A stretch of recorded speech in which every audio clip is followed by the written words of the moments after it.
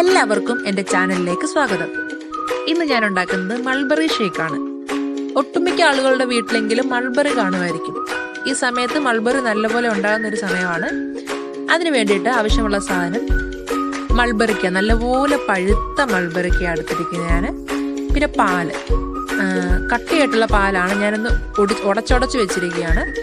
അതിൻ്റെ കൂടെ ആവശ്യത്തിന് പഞ്ചസാര, മധുരത്തിനനുസരിച്ച് പഞ്ചസാര ഇട്ടാൽ മതി.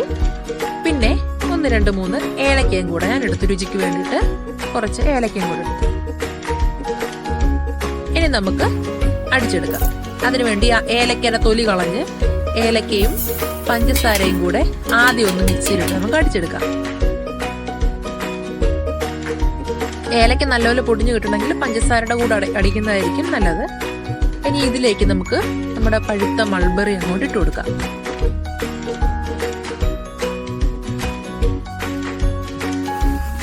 ഒന്ന് അടിക്കുമ്പോഴേ അതങ്ങ് നല്ലപോലെ ബ്ലെൻഡ് ആവും. കാരണം നല്ലപോലെ പഴുത്തതായുണ്ട്. കണ്ടോ, നല്ലതുപോലെ അരഞ്ഞു കിട്ടിയിട്ടുണ്ട്.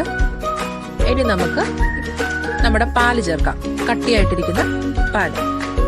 ഞാൻ കവർ പാല് വെച്ച് ഉടച്ചായിരുന്നു എടുത്തത്. അല്ലാതെ സാധാ പാല വീട്ടിലെങ്കിൽ മറ്റേ ഐസ് ട്രേക്കകത്ത് ഒഴിച്ച് ഐസ് ക്യൂബ് ആക്കിയാലും മതി, അതിട്ടാലും മതിയായിരിക്കും.